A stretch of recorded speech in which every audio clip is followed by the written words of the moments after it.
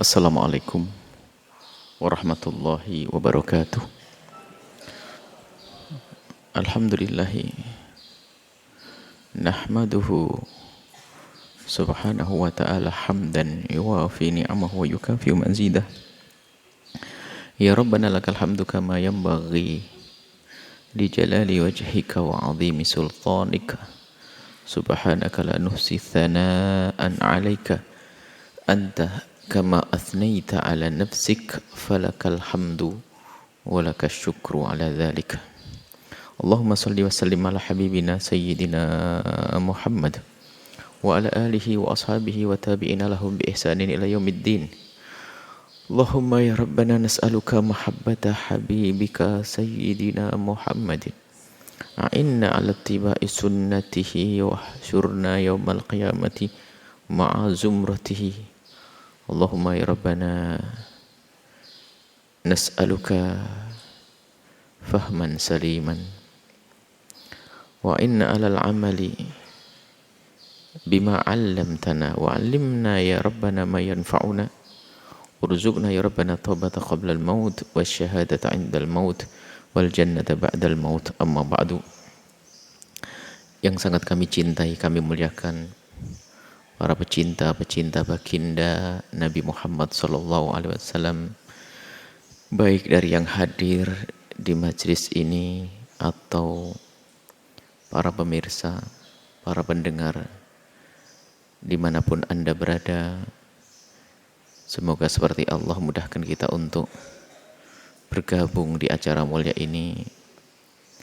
Allah memudahkan kita untuk bergabung kelak di surga.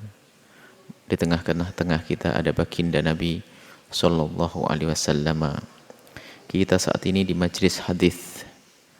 Kita majelis hadis dengan kitab Riyadhus Shalihin yang kita sudah sampai kepada bab tahrimul ghibati, larangan menggunjing, mengumpat, dan perintah untuk kita bisa menjaga lisan kita. Kita lanjutkan, kita saat ini masuk kepada hadis an Abi Hurairah. Hadis diriwayatkan oleh dari Imam Abu Hurairah radhiyallahu taala, semoga Allah senantiasa memberikan keridhaan kepada beliau. Anna Rasulullah, sesungguhnya Rasulullah sallallahu alaihi wasallam qala, bersabda. Nabi Muhammad bertanya, tapi bukan pertanyaan Nabi Muhammad itu karena Nabi tidak tahu. Pertanyaan tapi tujuannya untuk beritahu. Karena Nabi ingin menyampaikan sesuatu. Cuman kalau dengan bahasa pertanyaan begitu akan ada semangat orang untuk mengetahui. Tahukah kamu atadruna mal ghibah? Apakah kamu tahu apa ghibah? Bagi yang sudah mengerti akan bertanya, mungkin ada tambahan tentang pemahaman ghibah. Bagi yang belum tahu akan bertanya, apa itu? Qalu, sahabat Nabi sallallahu alaihi wasallam dengan pertanyaan baginda Nabi menjawab, Allah wa rasuluhu a'lam. Allah dan Rasulnya yang lebih tahu tentang itu. Kami tahu tapi sepengetahuan kami ya gitu-gitu. Tapi tentu darimu lebih. Allah wa rasuluhu a'lam. Allah dan Rasul lebih tahu. Lalu Nabi menyebutkan qala dzikruka ahaka bima yakrah.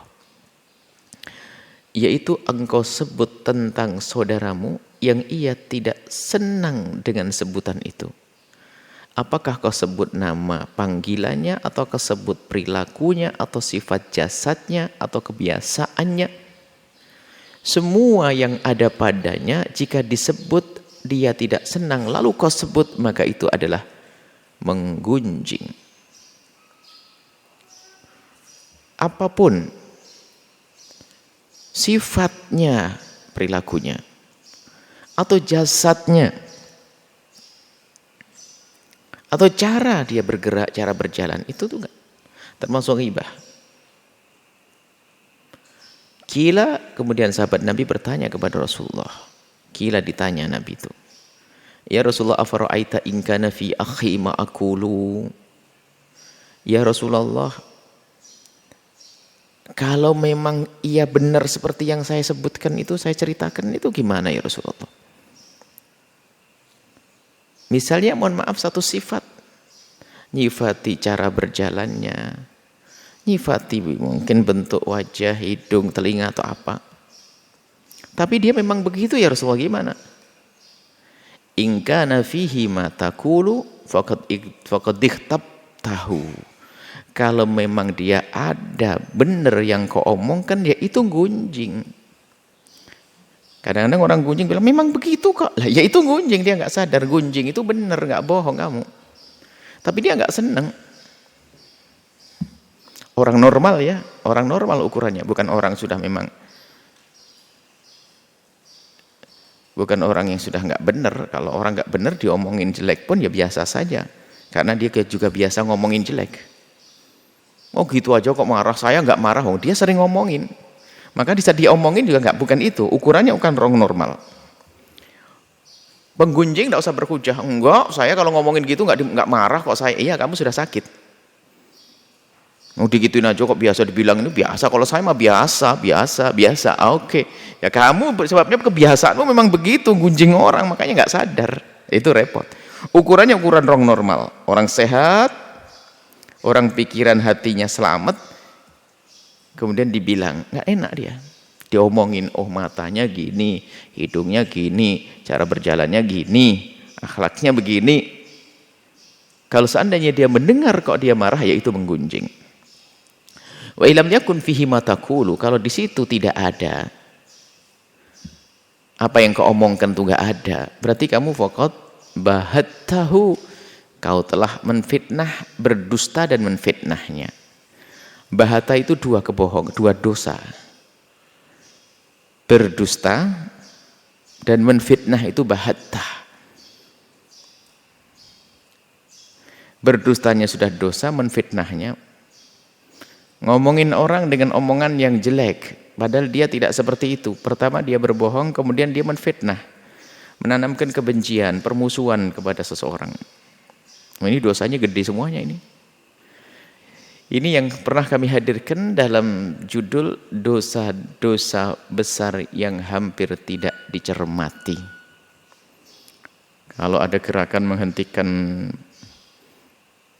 prostitusi atau tempat pelacuran, ada minuman keras, ada gerakan menghentikan tempat hiburan yang penuh dengan kemaksiatan, ada. Tapi urusan menggunjing ini hampir tidak diperhatikan. Padahal dosanya juga tidak kalah, dosa gede-gede banget. Wan Abi Bakrah. Nah ini masalah menggunjing sudah kita bahas pada pertemuan yang lalu.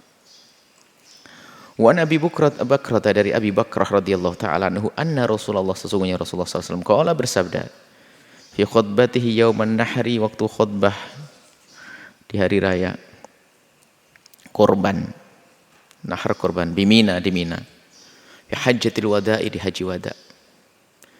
Beliau di antara khutbahnya potongannya begini, inna dima'akum,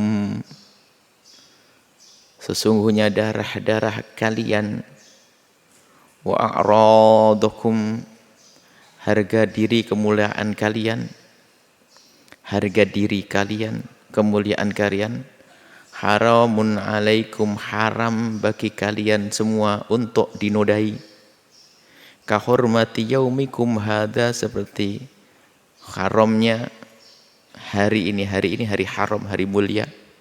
Maksudnya hartamu, darahmu, inna dima'akum wa amwalakum wa a'radakum, sesungguhnya darahmu, hartamu, kemuliaan harga dirimu, haramun, ini haram dinodai. Haram dinodai maknanya, haram itu juga maknanya dimuliakan. Mulia, haramun mulia. Kalau mulia ya nggak boleh dinodai, sama maknanya. Selagi sesuatu yang mulia berarti tidak boleh direndahkan, dinodai. Kahormati yaumikum hada, seperti keharaman kalian di dalam melakukan ketidakbaikan di bulan ini, di hari ini. Seperti mulianya yaumikum hada, hari ini, hari nyembelih korban hari ini. Fi syahrikum hada, kalau haji syahrikum, bulannya bulan haram juga. Hari bulan haram. Wa fi baladikum hada, di tanah haram juga. Ala hal ballaghtu, ala hal ballaghtu, saksikan wahai sahabatku, saksikan apakah aku sudah menyampaikan. Ya sahabat ini, Jadi Nabi menyampaikan, sudah aku sampaikan ini pesan. Bukankah aku sudah menyampaikan? Jawabnya, na'am, balaghna. Balaghta ya Rasulullah, kau sudah menyampaikan. Cuma tidak sampai di sini, ala balaghtu, bukankah aku sudah menyampaikan? Inna dima'akum, maksudnya darahmu itu haram, enggak boleh orang menumpahkan darah. Menjadikan membunuh tidak boleh. Makanya membunuh orang muslim itu bahaya sekali. Dan membunuh ada secara langsung, ada tidak secara langsung. Yang tidak secara langsung adalah pakai pedang fatwa. Pedang fatwa dengan cara apa? Mengatakan dia murtad. Lah, kacau. Seperti yang terjadi di sebagian tempat, bahan negeri kita pun kena pedang fatwa. Otaknya sudah teracuni dengan fatwa salah bahwasanya dia boleh dibunuh, makanya dia bawa bom ke masjid. Ayo. Dosa besar itu. Karena ada di Cirebon masjid dibom. Yang bawa orang muslim. Yang waktu itu Kapolresnya dapat kena juga. Semoga sudah sembuh sekarang. Terus ada beberapa orang, dia sendiri mati. Dia membunuh orang lain dengan pedang fatwa. Gara-gara fatwa. Di beberapa tempat juga lihat. Ada sebuah keluarga, ada anak kecilnya pun dipasang bom untuk pergi tempat ngebom di Surabaya, di mana Jawa Timur, ngebom. Pedang fatwa, ini sama ini, haram, tidak boleh membunuh orang. Ini betul fatwa-fatwa membahayakan untuk membunuh, fatwa mereka membunuh orang lain, naudzubillah. Alasan jihad, innalillah. Luar biasa, satu keluarga. Anak kecil, anak gadis kecil pakai kerudung jilbab, dikasih bom di perutnya. Ibunya juga beberapa waktu yang lalu. Pikirannya sudah betul-betul rusak. Makanya ada sekelompok orang yang dikit-dikit mengkafirkan, mulai dari membid'ahkan, itu bahaya sendiri. Bibit daripada teror itu ya model-model semacam itu. Karena kaidahnya orang murtad itu gimana sih? Orang murtad itu dibunuh. Sementara sudah mulai masuk kepada wilayah ini. Masuk wilayah memurtadkan, mulai dari membid'ahkan dulu. Murtad. Kalau murtad, orang bisa menyimpulkan, kalau murtad gimana saat? Murtad itu khianat.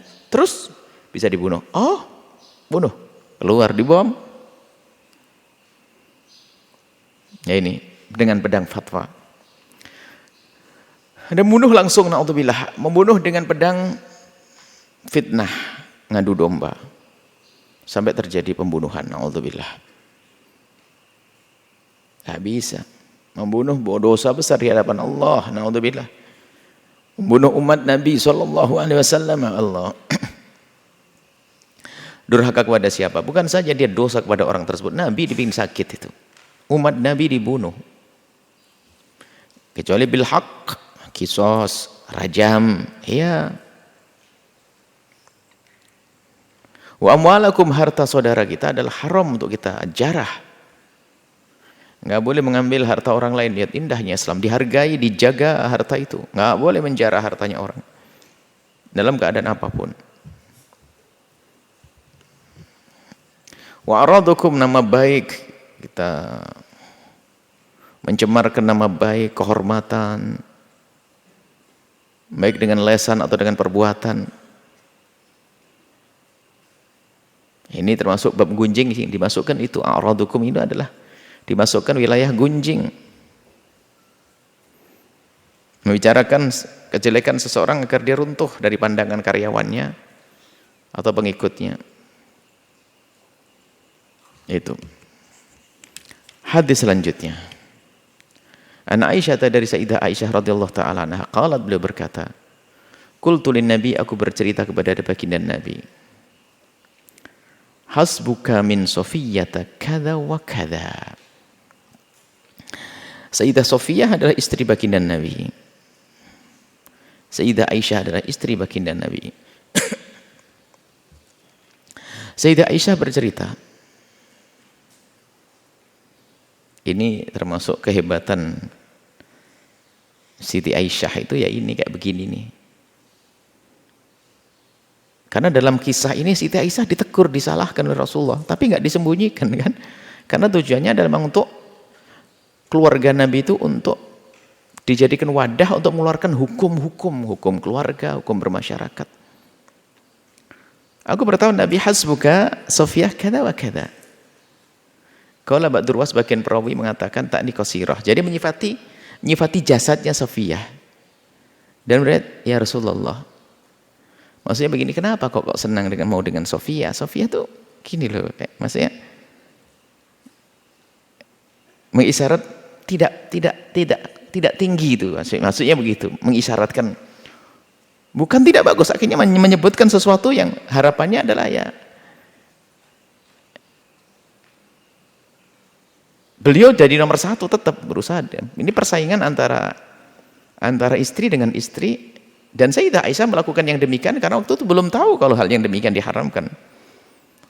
Tapi Nabi ternyata mengatakan, laqad qulti kalimatan, Aisyah, kau telah mengucapkan satu kalimat berat. Law muzijat, kalau seandainya kalimat yang kau ucapkan tadi bima'il bahri, dengan air laut, lama zajathu, niscaya akan mengotori air laut segitu semuanya. Allah.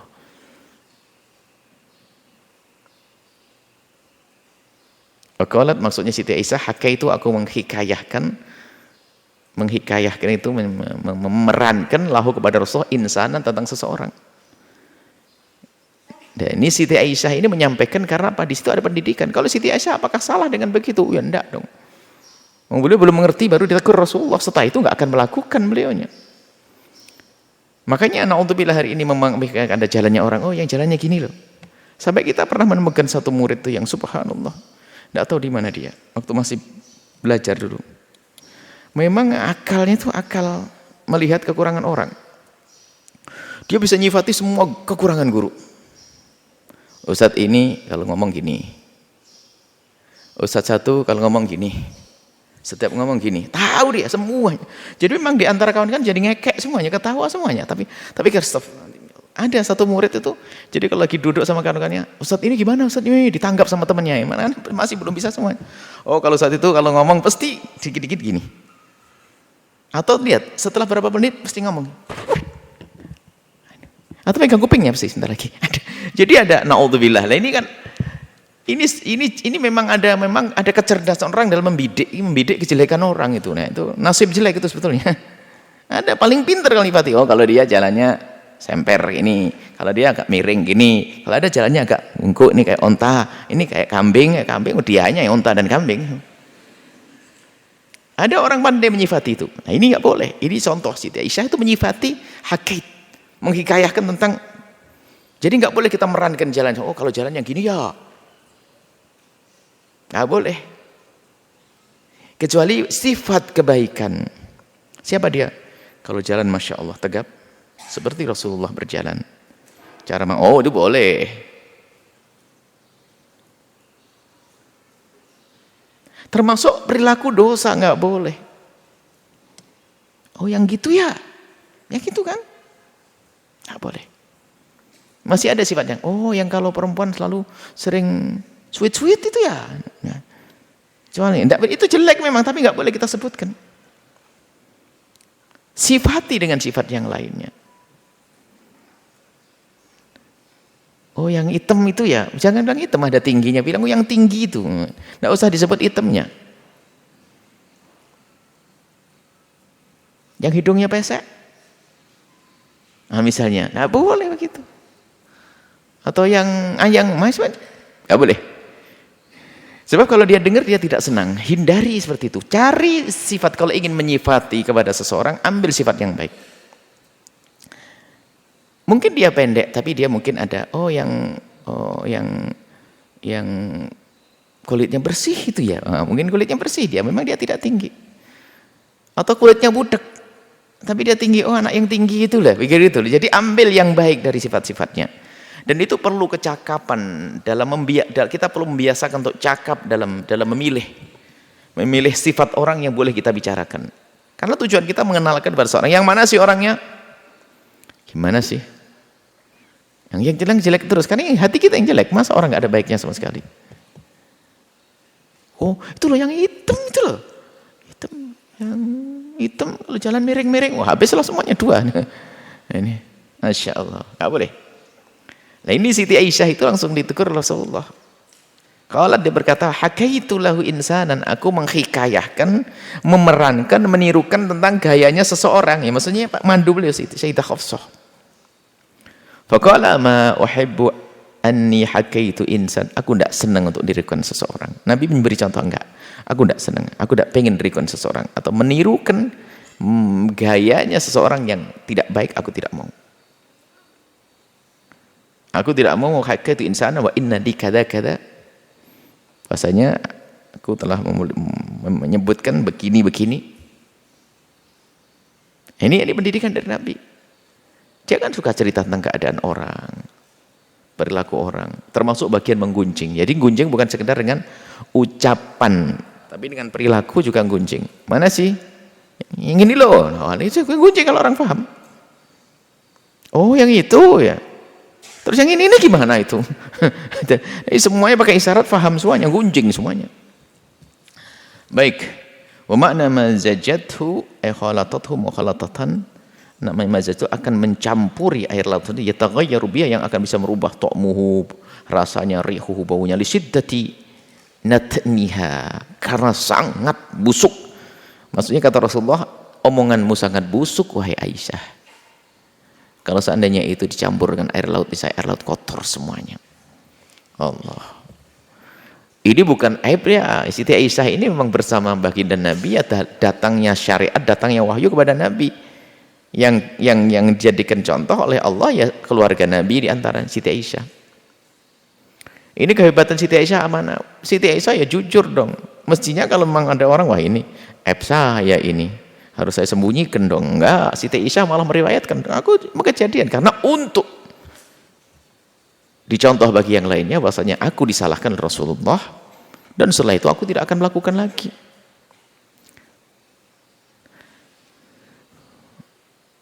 Di situ natniha wa qubhiha, sangat jelek. Wa hadza min ablaghiz zawajiri. Ini adalah sebuah penghalau yang sangat-sangat kuat. Maksudnya biar berhenti agar tidak menggunjing. Anil ghibati, daripada menggunjing. Qala ta'ala, Allah Subhanahu wa taala berfirman, "Wa may yantiqu 'anil hawa in huwa illa wahyun yuha."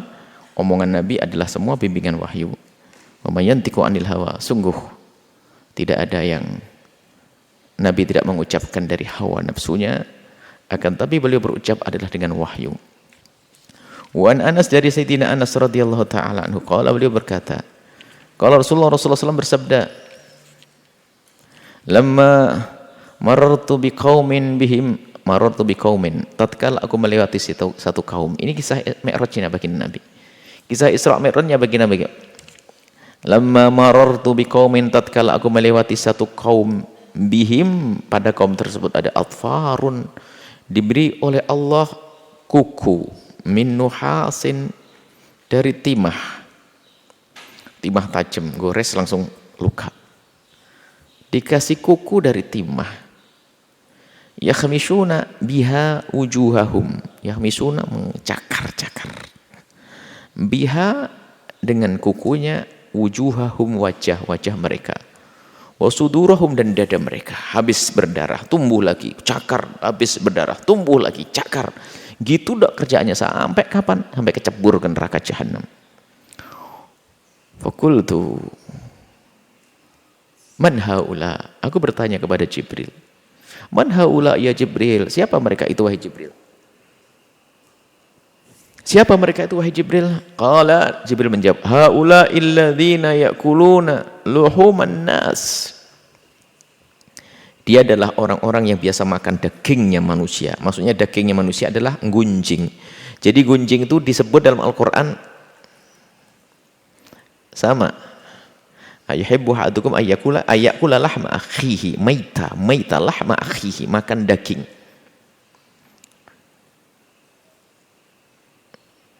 Jadi menggunjing, dia adalah orang yang punya kebiasaan menggunjing saudaranya.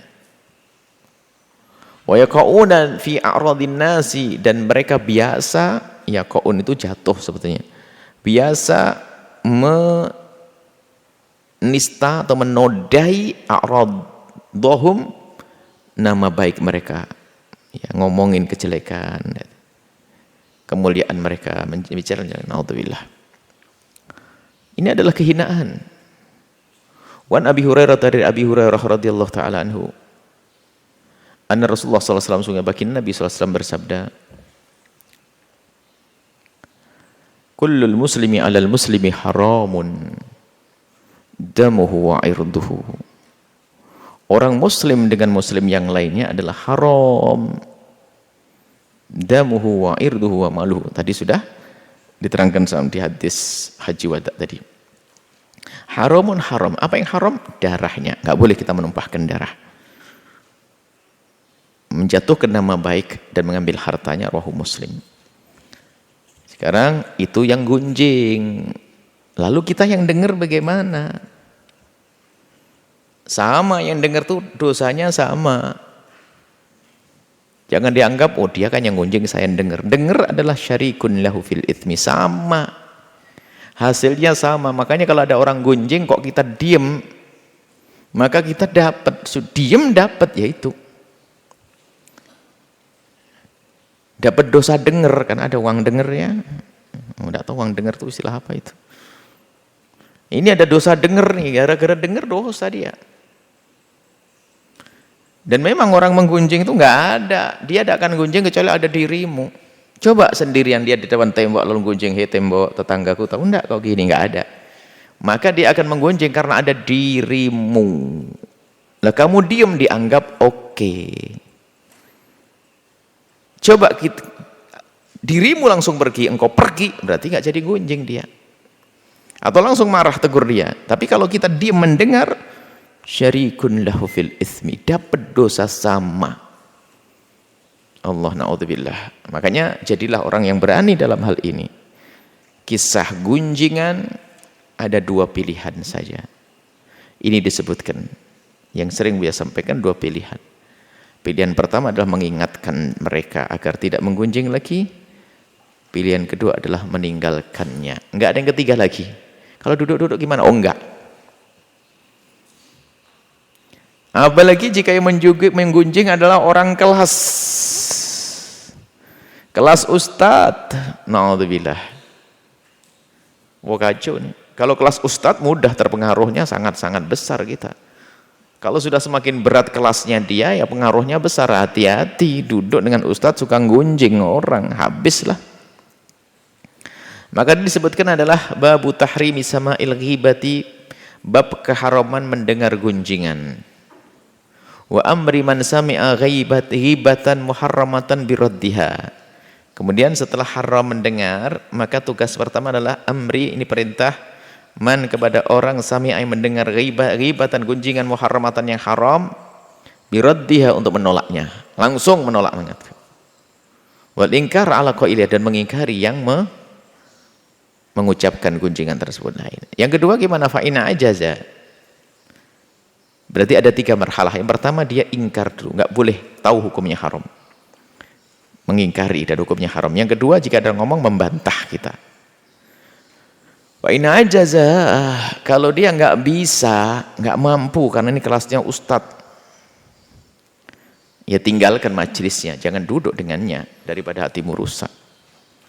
Ina ajaza, jika dia nggak mampu, awalam yuqbal minhu, atau tidak diterima omongannya, faraqa dzalikal majlisa, hendaknya ia segera meninggalkan majlis tersebut, in amkanahu, jika memungkinkannya. Ciri orang-orang mulia adalah kalau Allah Ta'ala, Allah SWT berfirman, wa idza sami'ullah wa a'radu an. Jika ada omongan yang tidak berguna, segera berpaling. Na'udzubillah, ini kadang-kadang ada orang pengen sok jadi pahlawan. Saya ingin dekat dengan ini itu. Tapi ustadz itu kan sering gunjing dia. Ya barangkali saya bisa mengingatkan. Kapan ente mengingatkan? Wong kamu sudah setahun 2 tahun nggak bisa mengingatkan. Yang jelas kamu sudah pernah dengar dia ngomongin kejelekan dan sudah keresep di otaknya. Biarpun katanya ustadz benderanya setinggi langit, justru fitnah gede. Sebab kalau lagi bicara Imam Ghazali cerita tentang gunjingan, yang paling dahsyat adalah gunjingan yang dilakukan kelas ustadz. Gunjingan kelas itu bahkan sampai ini sampai faqihatul fuqaha. Jadi camilan bagi ustadz yang tidak punya iman, kayak camilan. Ngomong sedikit masuk gunjingan, makanya hati-hati. Jangan sok deh nanti jadi pahlawan untuk saya aman. Oh, itu yang terjerumus. Kapan ada gunjingan ngomongin orang, jangan deket-deket sudah demi keselamatan dirimu sendiri. Kalau bisa mengingatkan, oke, ingatkan. Kalau tidak, pergi. Ini ada orang sok banget ini. Pengen deket sana, deket sini, dan sebagainya. Akhirnya diam-diam tanpa disadari hatinya rusak. Rusaknya hati karena gunjingan itu halus. Pertama dengar saja, tapi kan namanya dia punya otak yang bisa ngerekam. Otaknya ngerekam. Bisikannya terus. Akhirnya diam-diam meyakini dia. Oh, jadi yang diomongkan Ustadz itu, dia itu gitu ya. Astagfirullah. Mulai istighfar bohong dia. Astagfirullah. Kirain dia orang soleh bener, tak taunya. Astagfirullah. Astagfirullah. Gara-gara dengar tadi. Coba dia tidak mendengar gunjingan dari Ustadz tersebut, mah dia aman. Gunjingan itu apa? Ustadznya benar, yang diomongin ustadznya benar jelek. Sekarang bukan fitnah. Yang difitnah ustadz lagi. Habaib difitnah ustadz ini. Disebarkan. Wah, ini bencana bagi dia.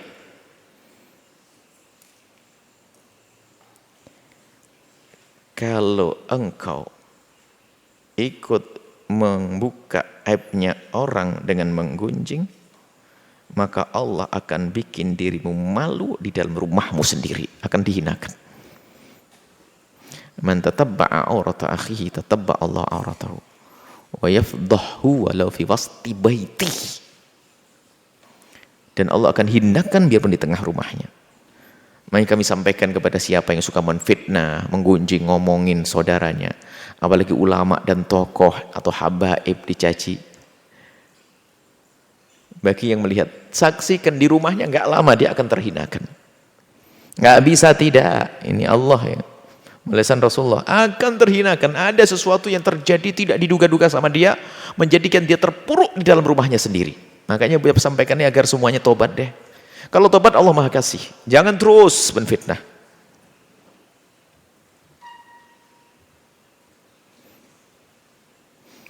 Dan jangan, nah ini fitnah itu kan dari pelaku.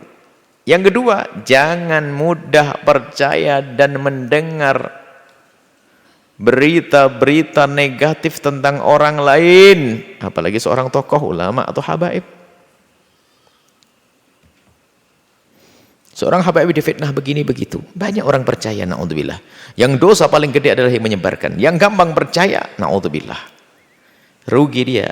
Itulah karena kita sering nonton yang liar tanpa ada bimbingan. Karena sekarang ada media liar, YouTube kan liar, siapa saja boleh kita dengar. Naudzubillah. Ulama fitnah.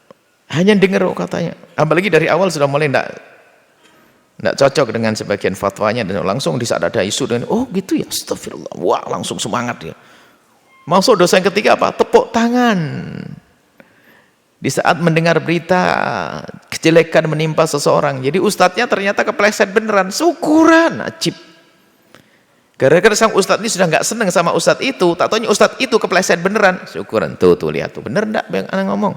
Mestinya kan sedih, nangis, ada saudaranya kepleset. Ini harus dibusuk. Gara-gara gunjingan, menggunjing.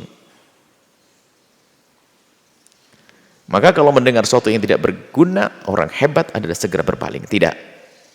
Aku tidak boleh sombong.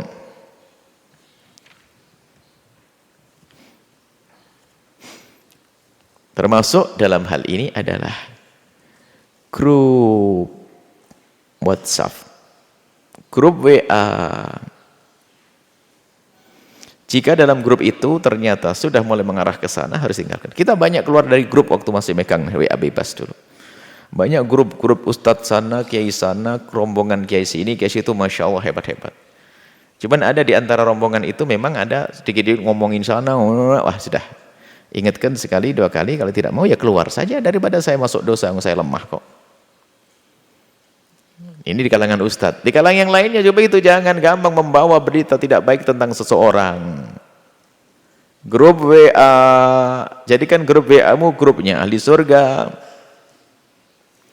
Satu dok, jangan sok deh, jangan sombong. Oh nggak apa-apa, saya aman, saya akan protek, saya akan filter, saya akan pilah. Wah, ini sudah mulai ngelanggar Nabi. Dia sudah bilang suruh berpaling kok malah masih duduk aja dengan dia. Suruh berpaling, Allah yang nyuruh. Wa idza sami'ullah wa aradu, kok cirinya orang itu berpaling. Mereka orang-orang hebat itu alladzina hum anil lahwi mu'riduna, yang berpaling dari hal-hal yang tidak berguna. Inna sam'a, pendengaran, wal basara wal fuada kullu ulaika kana anhu mas'ula. Pendengaranmu, matamu, hatimu, semua itu nanti akan ditanya oleh Allah Subhanahu wa taala. Dan Allah Subhanahu wa taala, wa idza ra'aita alladziina yakhuduna fi ayatina, awas jika engkau menemukan orang yang main-main di dalam firman Allah, urusan agama artinya sudah enggak benar dia itu, wa'arid anhum, berpalinglah dari mereka. Hatta yakhudu fi haditsin ghairi, sampai mereka, jangan duduk dengan mereka. Termasuk tadi ketemu orang gunjing itu main-main umat Nabi Muhammad. Jangan duduk dengan mereka sampai mereka bicarakan yang lainnya, baru boleh kita bergabung. Wa imma yunsiyannaka syaitanu, ini ada sebabnya karena mungkin kita dilupakan oleh syaitan. Fala taqud ba'da dzikra, kalau sudah ingat kita bisa saja lupa duduk, astagfirullah, lupa saya. Kalau sudah ingat ya, fala taqud, segera pergi, jangan duduk dengan mereka. Ma'al qaumi dzalimin, bersama orang-orang zalim tadi. Jadi kalau mungkin suatu ketika kita tanpa sadar duduk dengan mereka yang suka gunjing, ya kayak, oh astagfirullah, ini golongan orang gunjing, kalau itu aku harus keluar. Ya segera keluar, jangan lama-lama, sebelum kita dengar kalimat pertama, kalimat kedua, kalimat ketiga, sampai rusak hati kita, naudzubillah. Kita lanjutkan pada pertemuan yang akan datang. Wallahu a'lam bissawab. Syukran kasaran kami haturkan kepada guru kita tercinta Buya Yahya. Mudah-mudahan apa yang beliau sampaikan dapat bermanfaat dan dapat kita amalkan dalam kehidupan sehari-hari. Amin ya rabbal alamin. Baik para hadirin, para pemirsa, pendengar dimanapun Anda berada, selanjutnya kita memasuki sesi tanya jawab. Dan seperti biasa kami infokan kepada para pemirsa dan pendengar, bagi Anda yang ingin bertanya kepada Buya, bisa bertanya melalui via telepon dengan menghubungi nomor interaktif 082340713338. Kami ulangi 082340713338. Baik, sambil menunggu penelpon yang masuk, kita akan membacakan beberapa pertanyaan yang telah masuk di media sosial. Pertanyaan yang pertama, Assalamualaikum warahmatullahi wabarakatuh. Assalamualaikum warahmatullahi wabarakatuh. Maaf Buya, saya hamba Allah dari Bekasi ingin bertanya, apakah boleh kita membelanjakan uang zakat dalam bentuk barang untuk kita salurkan? Banyak pimpinan perusahaan melakukan ini. Mereka memberikan hadiah kepada karyawannya atau tetangganya menggunakan uang zakat. Sebab di masa yang sulit seperti ini, untuk memberikan hadiah itu mereka mungkin merasa berat karena minim dana, dan mungkin mereka merasa tidak enakan sebab sudah terbiasa memberi hadiah. Banyak yang mengharapkan, jadi apakah boleh kalau zakatnya dibayarkan dengan barang saja? Terima kasih Buya. Yang pertama, yang perlu kita benahi adalah hati kita. Berbuatlah baik karena Allah, bukan karena ingin disanjung oleh manusia atau disanjung oleh karyawan. Jika hadiah-hadiah yang kita pernah kita lakukan, kita berikan karena Allah, dan waktu itu kita ada, maka bersyukurlah. Di saat tidak ada, nggak usah memaksakan. Sebab justru ciri tanda orang tidak ikhlas adalah berbuat baiknya memaksakan, biarpun dengan cara yang tidak benar, karena hanya pengen mempertahankan nama kedermawanannya tadi tetap nempel di lisan dan di hati karyawannya. Berarti dia pengkhianat dalam bersedekah. Hati-hati. Saya ingatkan dengan keras begini, demi kebaikan Anda, orang yang senang berderma, jika memang hari yang lalu Anda melimpah hartanya, hari ini kok dikurangi oleh Allah, ya Anda kurangi dermaan Anda. Karena kita pengen disanjung oleh Allah. Berbuat baik seperti apapun, jika caranya jelek, gak diterima oleh Allah. Ingat, justru tanda orang ikhlas tidak pernah malu jika dia biasa bersedekah, terus hari ini tidak mampu, kemudian dia tidak memberikan sedekah. Justru itu tanda ikhlasnya. Bahkan sebaliknya, mengatakan, wah nggak enak, dulu pernah ngasih, sekarang nggak ngasih, nggak enak. Wah ini berarti selama ini enakmu di saat memberikan kepada mereka, lalu disanjung, bosku dermawan. Itu saja tidak diterima oleh Allah. Maka kalau memang tidak ada, ya sudah. Tinggal sampaikan keadaan seperti ini, tidak ada. Saya belum bisa memberi, mohon maaf, doakan bisa lancar. Memang keadaannya sebenarnya mau gimana lagi? Wong namanya hadiah itu kan tambahan, bukan sebuah kewajiban. Kecuali urusan gaji.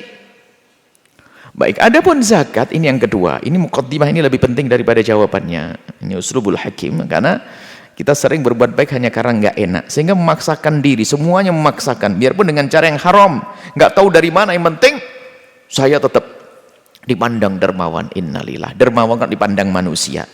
Mau kemana? Mau cari surganya fulan dan fulan? Nggak ada, surganya hanya milik Allah. Inilah nasihat pada orang kaya, dan semoga Allah memulihkan kembali usaha Anda nanti. Tapi ingat, dengar ini dulu, jangan sampai Anda bersedekah banyak tapi Anda hanya ingin disanjung oleh karyawan Anda atau bawahan Anda. Rendah sekali nilainya sedekah Anda. Maka ini adalah bahasa cinta kami untuk Anda, agar Anda tenang. Di saat Anda tidak mampu, ya sudah, katakan pada mereka, saya tidak ada tahun ini. Selesai. Justru tanda ikhlas Anda berani mengatakan begitu. Tidak perlu memaksakan sampai dengan cara yang haram. Kalau memaksakan dengan cara yang halal, oke.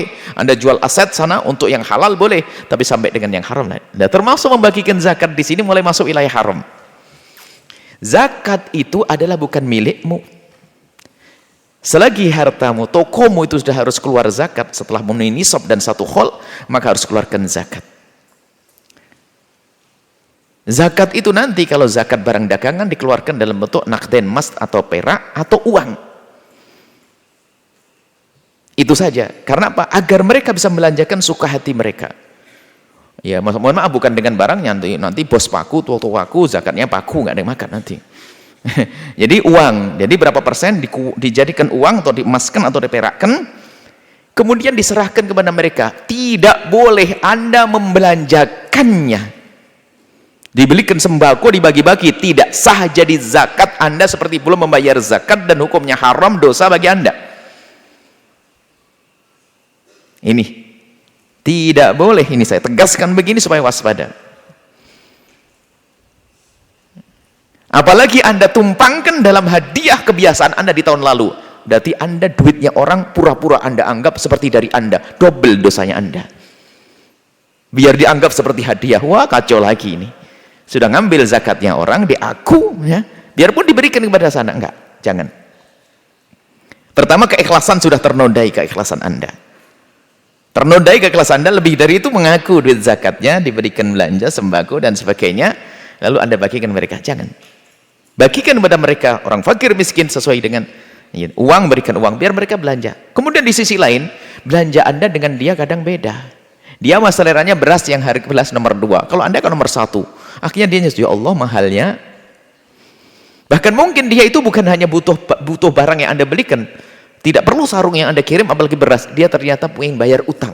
Oh, maka tidak boleh, jangan dibelanjakan apapun. Ini adalah sering belanja, kita dengar di akhir-akhir ini gara-gara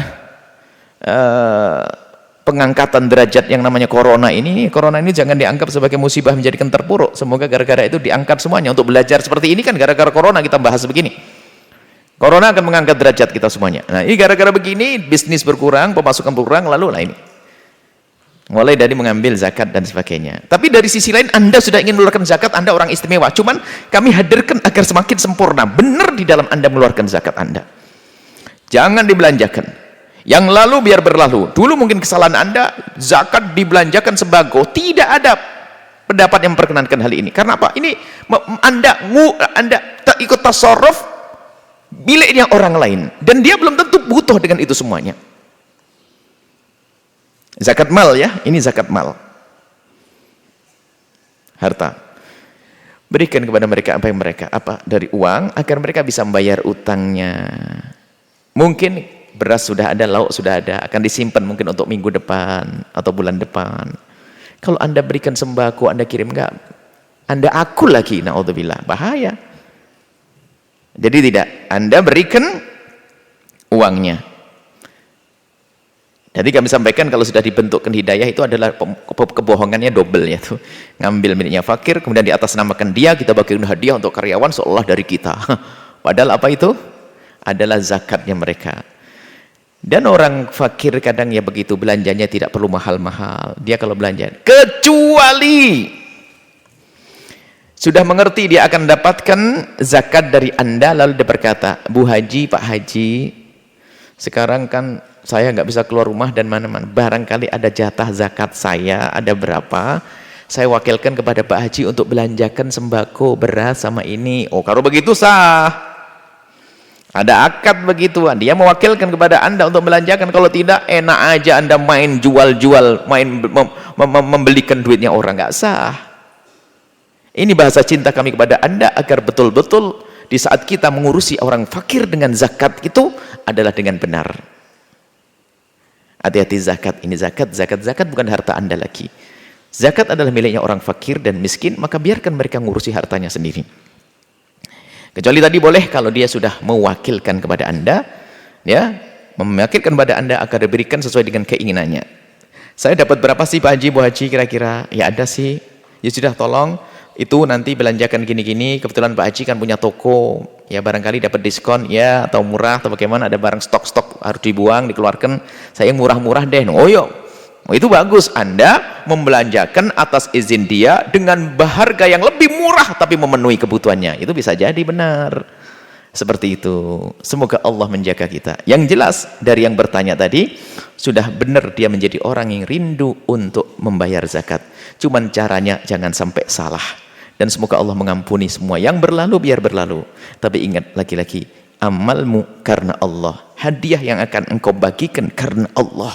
Bukan karena pengen sanjungan dari karyawan. Jika tidak punya, ya sudah, minta maaf. Jangan menggunakan harta yang lain, apalagi harta yang haram dan sebagainya. Kita tidak akan sampai kepada Allah. Termasuk mengambil zakatnya orang untuk dijadikan, dikemas jadi hadiah. Itu bohong. Jangan lakukan itu. Dan Anda manusia pilihan Allah. Pasti hati anda akan terbuka di saat mendengar sesuatu yang akan menjadikan Anda semakin baik dan lebih baik. Seperti yang kami sampaikan. Semoga Allah mengampuni kita semuanya. Nuhibbukum fillahi. Kami mencintai Anda karena Allah. Dan semoga bisnis Anda semakin berkembang di saat Anda mendengar petuah-petuah kemuliaan. Dan semoga Allah mengampuni masa lalu Anda, kesalahan Anda. Dan diganti dengan segala kebaikan. Wallahu a'lam bishawab. Baik, tampaknya telah masuk satu penelpon. Kita sapa terlebih dahulu. Assalamualaikum. Assalamualaikum. Waalaikumsalam. Salawatnya Pak. Allahumma sholli ala sayyidina Muhammad wa ala ali sayyidina Muhammad. Baik, dengan Bapak siapa dari mana? Muhammad wa ala ali sayyidina Allahumma Muhammad. sholli alaihi. Dengan Bapak siapa dari mana? Dari Abdi Asya di Majalengka. Silakan. Silakan Abdi Asya di bertanya kepada beliau. Majalengka. Silakan. Assalamualaikum Bu ya. Waalaikumsalam warahmatullahi wabarakatuh. Sehat Bu ya. Alhamdulillah sehat. Gimana semuanya? Baik. Ingin menanyakan ini salat witir. Gimana? Salat witir satu malam 2 kali. Boleh enggak Bu ya? Sholat witir semalam. Terawih witir. Baik. Malamnya witir lagi. Baik, insyaallah cukup. Bismillah. Ya, syukran Bu ya. Baik, makasih. Mungkin ini adalah kisah orang yang senang beribadah. Habis sholat isya dia melakukan sholat taraweh. Kemudian di penghujung tarawehnya, di pungkasan tarawehnya ditutup dengan sholat witir. Kemudian di malam harinya dia tidur terbangun di malam hari. Dia ingin tahajud lagi, tahajudlah. Jangan seperti sebagian orang yang salah faham, dipikir sholat witir adalah sholat penutup dan kalau bangun malam tidak boleh sholat lagi. Itu adalah salah dan salah faham. Jadi kalau Anda sudah witir di awal waktu sebelum tidur, kemudian tertidur, kemudian bangun, boleh sholat sebanyak-banyaknya.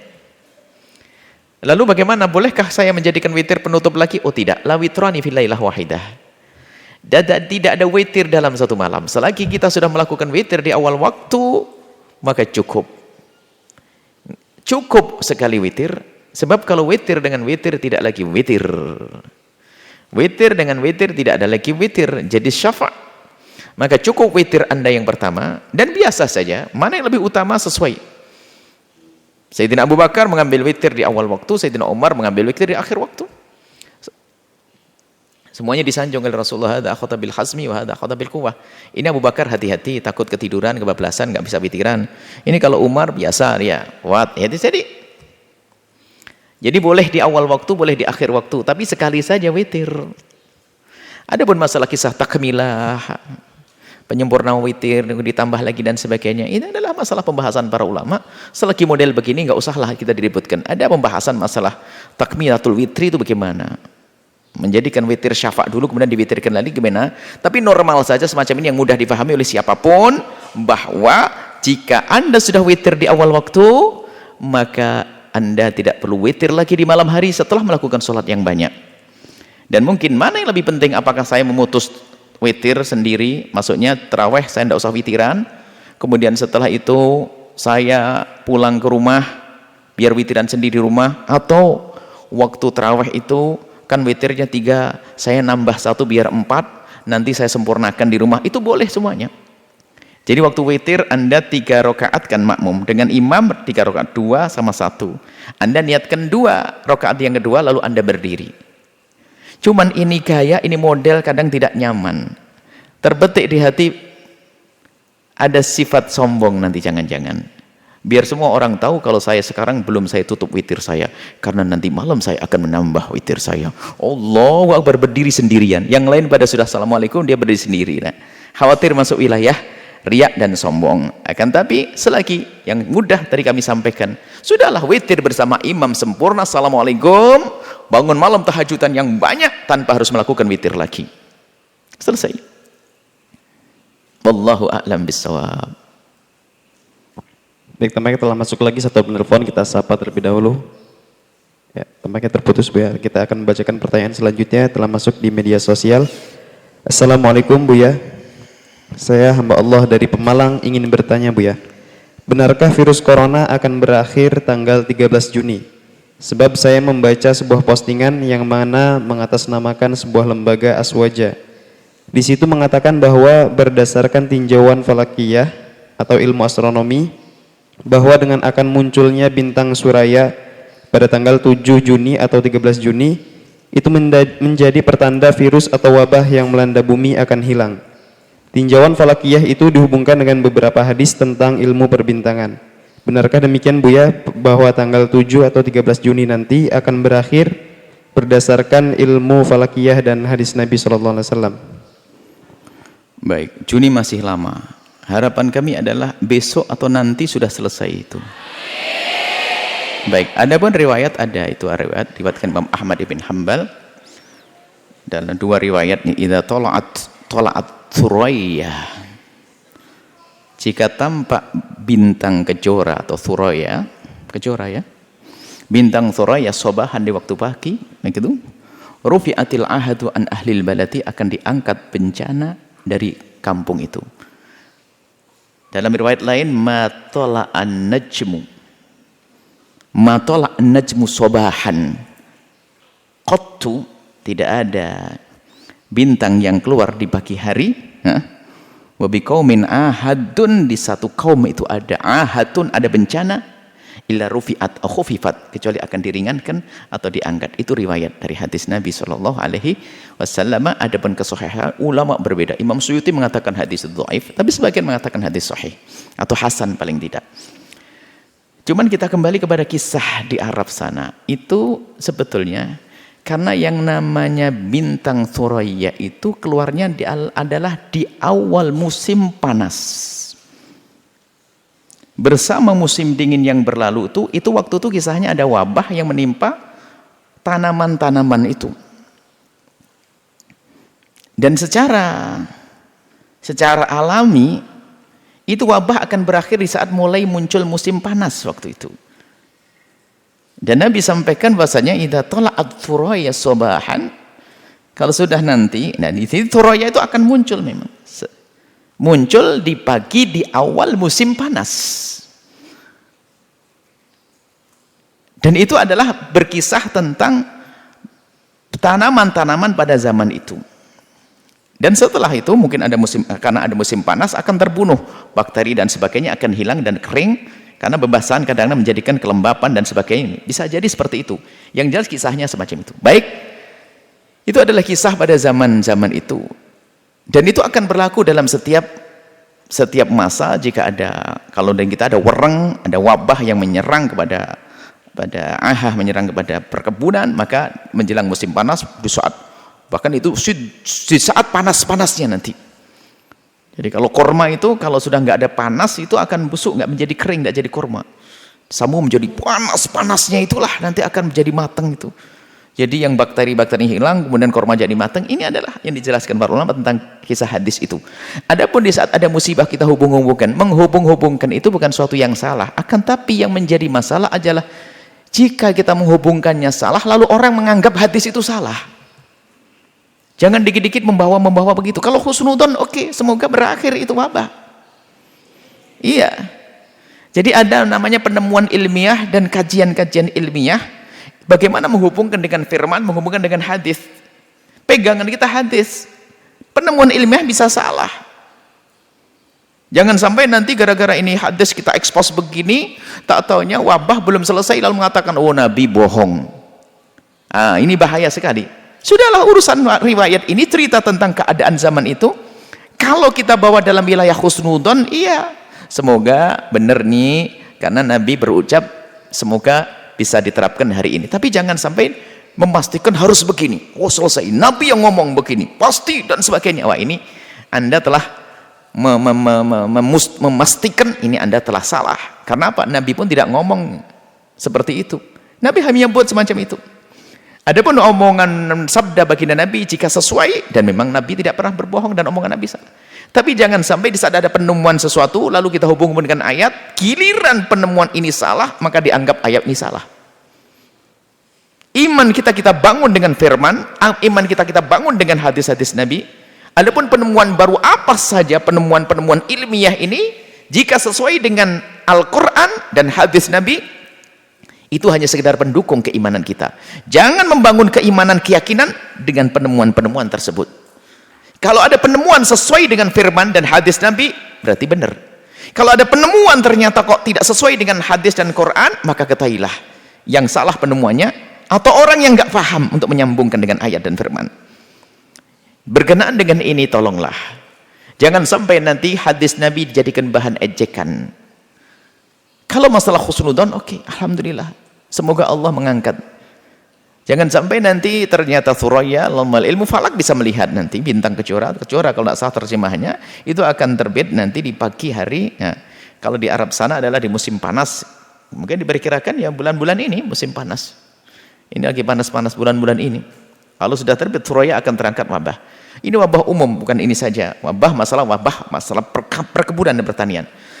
Terpentingnya adalah jangan kita ini memanfaatkan zaman gaya viral ini membawa firman atau hadis Nabi dengan penafsiran kita sendiri, cara pemahaman kita sendiri, yang itu akan bisa menjadi sebab orang merendahkan firman Allah dan merendahkan sabda Nabi. Kita juga pernah baca ini, tapi ini husnudon, ini adalah kisahnya ada di sana. Cuman apakah ini corona? Ya semoga, tapi jangan pastikan. Kabar gembira, ingat Nabi bersabda corona berakhir apa tadi, berapa tanggal berapa tadi, Juni. Akhirnya orang baca hadis, benar hadis begini, padahal penjelasannya seperti tadi. Tak taunya apa, belum berakhir, bohong Nabi. Bisa begitu bahaya. Anda menodai Nabi dong. Jangan memastikan bahwasanya omongan Nabi pasti dengan ini. Nabi tidak membahas masalah ini, tapi bisa jadi pas. Iya boleh kalau begitu, tapi jangan pastikan ini loh. Kalau Anda memastikan, nanti akan jadi masalah. Naudzubillah, kita yang menodai hadis Nabi, kita yang menodai ayat-ayat Al-Quran. Ada orang yang menghubung-hubungkan kajian ilmiah dengan ayat, bukan sebuah yang salah, akan tapi waspada. Sandaran kita adalah sah. Kalau ternyata ada ketidaksesuaian, jangan salahkan ayat. Kunci kita berarti mungkin cara menafsiri kita salah, atau memang salah penafsiran tersebut, atau caranya salah. Gak boleh Al-Quran disalahkan, hadis Nabi disalahkan. Jadi sekarang kami kunci bahwasanya Nabi tidak pernah salah. Jika insahal khabar, jika hadis itu benar, riwayat Imam Ahmad dan lainnya, banyak mengatakan hadis itu. Imam Su'id mengatakan tidak benar hadis itu. Banyak perawi hadis mengatakan hadis tidak benar. Selagi tidak benar, nggak perlu lagi kita bahas. Tapi bagi yang mengatakan mentasih, ada sebagian dari mereka mengatakan hadis itu hasan, masih bisa dianggap. Tapi setelah hadis itu, anggap saja hadis mutawatir, anggap saja. Sementara dia tidak mutawatir. Hadis sahih dan benar, jangan Anda memastikan tafsirannya adalah urusan corona. Anda jangan mendahului sabda Nabi. Nabi tidak ngomong seperti itu. Jangan sampai nanti orang mendustakan baginda Nabi. Memang kita panik, tapi harus paniknya orang yang masih ada kesadaran. Paniknya orang itu kalau dengan kesadaran harus bicara pun harus sesuai dengan petunjuk-petunjuk syariat. Tapi kalau orang panik tidak pakai kesadaran seperti orang tenggelam di laut, panik. Atau di sungai, lihat, yang dijadikan pegangan bukan kayu, rumput pun jadi pegangan. Nggak jelas, pokoknya akhirnya mendapatkan hadis ini langsung diekspos begini, ditafsiri sendiri, akhirnya kita menodai hadis Nabi, berdosa dengan Nabi, mendahului Nabi. Nabi tidak mengomong ini kasus corona kok, kenapa kita pastikan ini corona? Terakhir bab husnudzon, oke, semoga berakhir corona ini bahkan sebelum terbitnya bintang kejora. Nggak usah nunggu kejora, kelamaan kejora. Hari ini kita juga masih pengen makan, pengen keluar belajar majelis, bintang kejora masih lama. Kita harapannya setelah ini diangkat musibah itu oleh Allah Subhanahu wa taala. Wallahu a'lam bissawab. Baik, satu lagi pertanyaan dari media sosial. Assalamualaikum Buya. Salam. Saya hamba Allah dari Batam mau nanya. Di sini ada orang Aceh yang berbuka puasa bukan setelah maghrib. Dan mereka berbuka puasa setiap hari habis waktu asar. Dan hari Jumat setelah waktu sholat Jumat. Itu hukumnya apa ya Buya? Dan mereka bukan hanya satu orang, tapi mereka banyakan gitu Buya. Mohon jawabannya, terima kasih. Baik, penanya dari Batam. Membawa orang Aceh. Nah, ini hati-hati ya. Kami di Batam juga berjuang dengan orang-orang Aceh, puasanya benar kok. Bahkan salah satu pondok kita adalah juga bersama orang Aceh. Mungkin itu 1-2 orang Aceh, bukan orang Aceh di Batam. 1-2 orang Aceh memang aslinya nggak puasa kok buka jam habis duhur, ya namanya bukan puasa itu. Apalagi bukannya habis asar, ya bukan puasa itu buka buru-buru. Orang Aceh enggak begitu. Mungkin ada 1 orang yang dia nggak bener, kebetulan orang Aceh 1-2. Orang Jawanya mungkin juga ada, orang Madura juga ada, orang Batak juga ada. Supaya kita tidak membawa satu suku. Jadi Aceh, Masya Allah, Serambi Mekah, tempatnya orang-orang baik di Aceh. Adapun jika di Batam ada orang Aceh, bukan semua orang Aceh. Kenapa? Karena kami berjuang di Batam juga dengan orang-orang Aceh. Salah satu pondok Al-Bahjah adalah orang Aceh. Yang ngurusi juga orang Aceh. Jadi mungkin 1-2 orang. Nah, jawabannya gimana? Ya enggak puasa itu namanya. Habis Jumatan kok makan, ya dosa, bukan puasa. Menurut 4 madhab itu yang enggak puasa. Hanya ada 1 madhab yang memperkenankan. Madhabnya setan. Madhabnya buka kok siang hari itu puasa apa, itu enggak ada itu. Dan mungkin juga tidak ada orang Aceh seperti itu. Mungkin itu hanya kebetulan orang Aceh yang lagi enggak puasa, barangkali sakit begitu. Mungkin kalau sebuah pemikiran fikih agama nggak ada. Buka kok habis Jumatan. Terus setiap hari habis asar jam 3. Wah, kacau ini. Nggak ada itu semuanya. Nggak ada dalam bahasan fikih dari sisi manapun, nggak ada itu. Kecuali orang udzur karena dia sakit, atau ibu-ibu Aceh dia lagi haid. Mungkin begitu ya. Jadi nggak ada buka siang hari, tidak ada. Kecuali puasanya anak kecil lagi belajar puasa. Orang Jawa juga sama, Aceh boleh, Jawa boleh, anak kecil umur 8 tahun diajak puasa, pertengahan nggak kuat, buka habis Jumatan. Belum wajib memang dia. Seperti itu ya. Semoga Allah menjaga kita semuanya. Orang Aceh, orang Jawa, orang Sunda, orang Batak, semuanya baik ahli surga dari umat la ilaha illallah Muhammadur Rasulullah ya.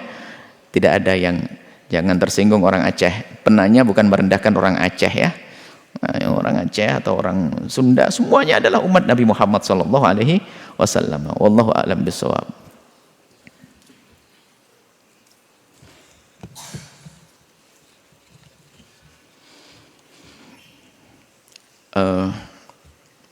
Jangan lupa, mari kita petik buah. Buah dari apa? Kita sudah menanam, belajar dengan ilmu, memetiknya adalah mengamalkan ilmunya. Ilmu tanpa amal seperti pohon tak berbuah. Buahnya ilmu adalah amal, buah pohon adalah buah. Nah, ini mengamalkan ini. Anda dengar tentang bagaimana berbuat baik, bagaimana berjuang, bagaimana berdakwah, maka ayo kita ngamalkan ilmu, khususnya di hari Allah, di bulan Allah melipat gandakan pahala. Bulan Ramadan. Mari kita bergegas, berlomba, bersegera untuk bergabung dengan wakaf, infak, tanah, dan pembangunan Pondok Pesantren Al-Bahjah. Lihat di belakang, pembangunan tetap berjalan. Di Pancalang juga berjalan. Di beberapa tempat tetap berjalan pembangunan. Itu yang membangun siapa? Ahli surga Allah, hamba-hamba pilihan. Dan Anda jangan ketinggalan untuk bisa bergabung dengan program kemuliaan ini. Untuk keselamatan diri. Diniatkan di saat Anda berderma. Niatkan untuk diri Anda, orang tua Anda, anak-anak Anda, dan siapapun yang bersama Anda, guru-guru Anda, murid-murid Anda. Di samping pondok ini kita juga akan kita angkat ke tanda ini 4 tingkat juga nanti. Semoga ada hamba yang gemes ingin dapat pahala besar. Buya, mana sih yang 4 tingkat? Akan saya beresin semuanya. Ramadan, Allah Karim, Allah Maha Kasih Pemurah, nggak mustahil, Allah akan kirim Anda. Tiba-tiba ada yang calling, saya akan selesaikan. Berapa 4 tingkat? Ada berapa kamar? Kurang lebihnya 30 kamar itu, selesaikan. Baring cuman kalau sudah dipilih oleh Allah nih 9 miliar receh gitu kan. Nah, ini perkiraan seperti itu. Atau 5 atau 7 miliar, saya tidak tahu hitungannya. Atau mulai saya nggak bisa besar seperti itu, Bu ya, tapi sedikit. Saya bisa semen, saya bisa ini, saya bisa besi. Oke, silakan. Kalau biar nyumbang besi bukan berarti surga nanti tidur di atas besi, enggak. Jadi rumah istana nanti di surga. Ya. Maka Anda jangan ketinggalan. Mumpung Ramadan. Infak, wakaf, dan pembangunan Pondok Pesantren Al-Bahjah. Langsung Anda, jangan ragu. Apalagi yang bisa transfer melalui HP, wah jangan ragu-ragu. Mumpung hati masih sejuk dan tergerak, bergegaslah ke Bank Syariah Mandiri nomor rekening 777-444-1179 atas nama Wakaf Tanah Al-Bahjah. Kemudian juga ada program untuk mencetak para ulama asatid, infak orang tua asuh santri berpotensi. Bank Syariah Mandiri nomor rekening 777-555-0052. Ini untuk siapa? Ini untuk mencetak untuk ini. Karena kita punya program kelas-kelas tertentu, anak-anak yang harus belajar dengan serius, yang mereka akan dengan jujur, serius, benar nukil fatwa ulama dan memindahkan perkataan para ulama kepada umat, jadi juru-juru dakwah. Ini perlu pembiayaan yang besar untuk mereka. Maka ini yang ingin bergabung dengan infak orang tua asuh, ingin mempunyai anak-anak jadi ulama atau anak asuh jadi ulama, di sini Bank Syariah Mandiri nomor rekening 777-555-0052. Kemudian juga Anda yang menyaksikan Al-Bahjah TV. Al-Bahjah TV ini adalah studionya di sini. Kita perlu studio yang besar. Ini memang besar, ini ruangan besar. Jadi studio memang mungkin bisa dikatakan Al-Bahjah TV adalah televisi yang paling istimewa. Pertama, televisi yang belum punya studio. Atau bisa dikatakan studio televisi Al-Bahjah adalah paling besar. Karena studionya adalah ruangan besar begini. Inilah studio kita. Jadi mohon, kita ingin membangun sebuah gedung lengkap dengan studio produksi, studio siaran, studio macam-macam dan sebagainya. Silahkan yang ingin bergabung langsung ke Bank Syariah Mandiri nomor rekening 731-555-5558 atas nama Al-Bahjah TV. Dan itu tidak harus uang. Tidak harus uang. Pondok-pondok yang kita bangun di mana-mana, ada di Blitar, ada di Majalengka, ada di Kuningan, ada di Cianjur, ada di Batam, ada di Tulungagung. Ya, banyak pembangunan-pembangunan terus berjalan, Pontianak. Jadi Anda tidak harus ke pusat sini, Anda bisa mengirimkan kemana saja. Al-Bahjah yang sudah mulai pembangunan dan sudah berjalan. Bahkan tidak harus dengan uang. Mungkin ada yang punya gedung megah, saya punya gedung berapa tingkat ini, nggak dipakai. Berikan, nanti akan diisi santri. Langsung diisi santri insya Allah.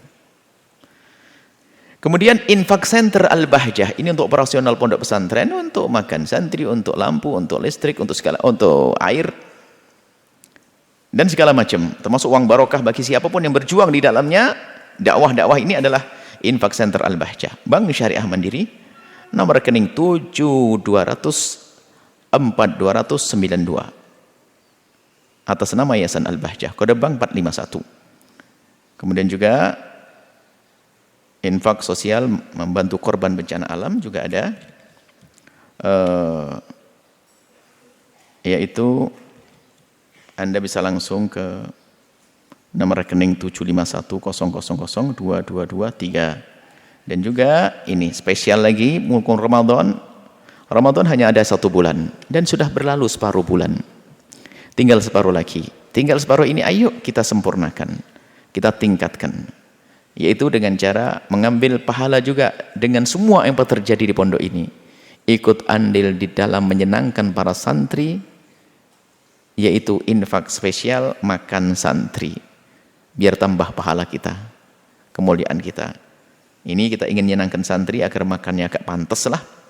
Silakan dolar rekening Bank Syariah Mandiri, nomor rekening 751222311.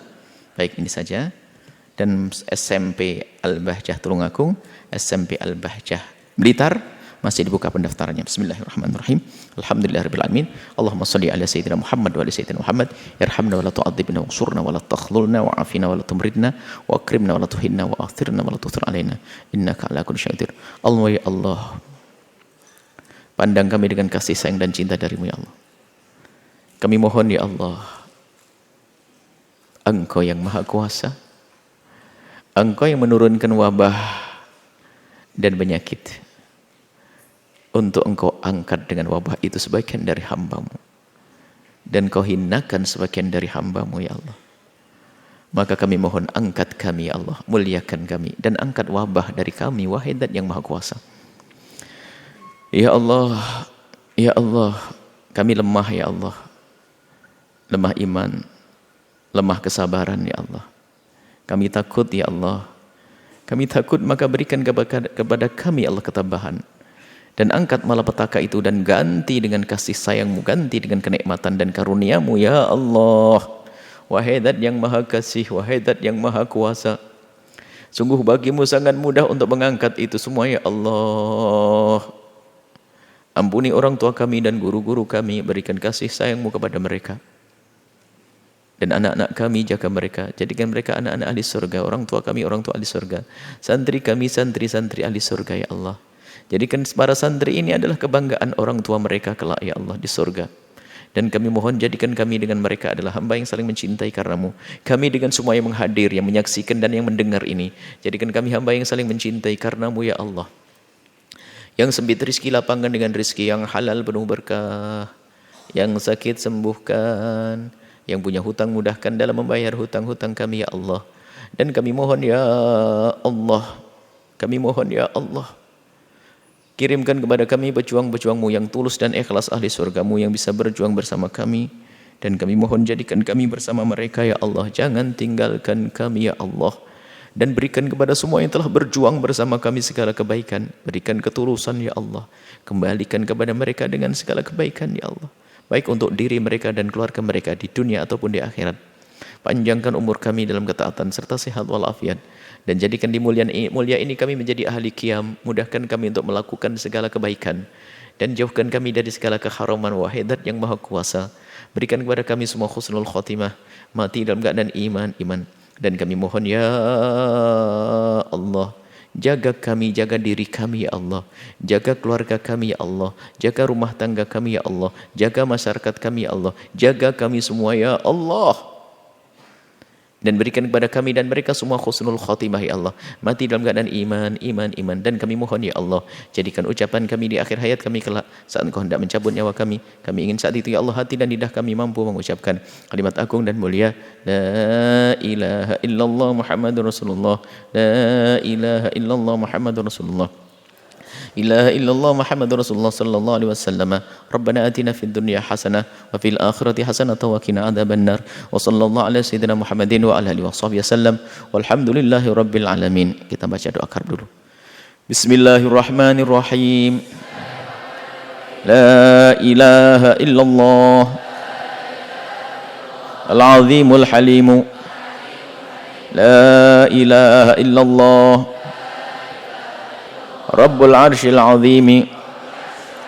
La ilaha illallah Rabbus Samawati ورب الأرض ورب العرش الكريم لا إله إلا الله العظيم الحليم لا إله إلا الله رب العرش العظيم لا إله إلا الله رب السماوات ورب الأرض ورب العرش الكريم لا إله إلا الله العظيم الحليم لا إله إلا الله رب العرش العظيم لا إله إلا الله رب السماوات ورب الأرض ورب العرش الكريم اللهم إني أعوذ بك من البرص والجنون والجذام ومن سيء الأسقام اللهم إني أعوذ بك من البرص والجنون والجذام ومن سيء الأسقام اللهم إني أعوذ بك من البرص والجنون والجذام ومن سيء الأسقام أشهد أن لا إله إلا الله نستغفر الله نسألك الجنة ونعوذ بك من النار أشهد أن لا إلا الله نستغفر الله نسألك الجنة ونعوذ بك من النار أشهد أن لا إله إلا الله نستغفر الله نسألك الجنة ونعوذ بك من النار اللهم إنك عفو تحب العفو فاعف عنا اللهم إنك عفو تحب العفو فاعف عنا اللهم إنك عفو تحب العفو فاعف عنا يا كريم الفاتحة